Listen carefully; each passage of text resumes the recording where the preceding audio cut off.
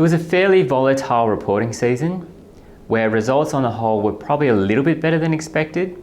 However, there were always pockets of weakness and strength. For the month of February, the OC Microcap Fund was up 1.7%, which would normally be quite a solid outcome. However, we were outperformed by the Emerging Companies Index by about 3%.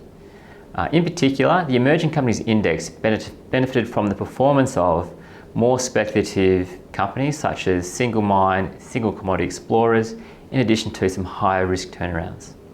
It's worth noting that over the last 12 months, the OC Microcap Fund has outperformed the Emerging Companies Index by 13%.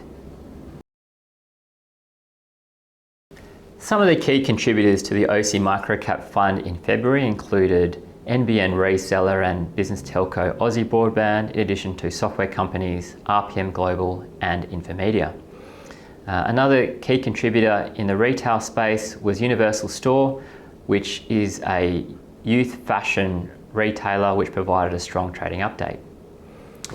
In particular, Aussie Broadband, RPM Global and Infomedia are all higher quality subscription revenue businesses, and having subscribers with contracted revenues mean that they have strong levels of visibility and hence lower exposure to softer macroeconomic conditions.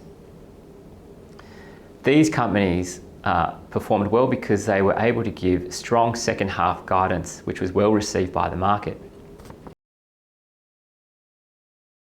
For some time we've been saying we expected increased levels of takeover activity in the micro-cap end as better businesses with solid business models that were illiquid had been trading at very attractive valuations. And this has largely started to come through in the last 6 months, as we'd seen some corporates and also private equity buyers fielding takeover bids for micro-cap companies. Now, just before Christmas, Santa delivered 2 takeover bids for OC Microcap portfolio holdings. This included pharma contract manufacturer PBP, Probiotech, in addition to dental network Pacific Smiles. Pacific Smiles is quite interesting, as Genesis Capital, a private equity firm, lobbed a $1.40 takeover cash bid just before Christmas, which the board rebuffed. Currently, the share price is trading at a premium to offer terms. This implies that the market is expecting a superior bid to erupt. Other bids in the microcap space for companies which sadly we do not own include information sharing software Ansarada and hospitality software business Task Group. Improved clarity on the trajectory of both inflation and also interest rates has come at a cost to the Australian consumer.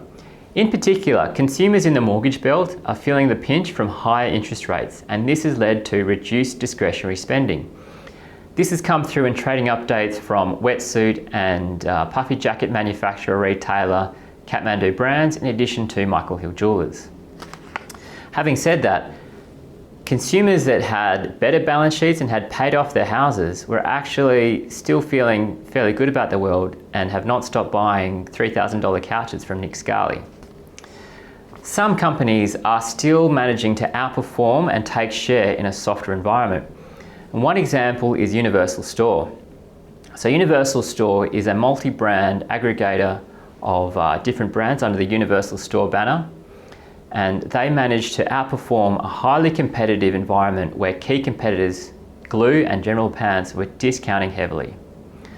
This company is led by an experienced management team and has a strategy of rolling out both Universal Store, which is an aggregator of multi-brands, and also the new Perfect Stranger, or Perfys, female-focused youth fashion model.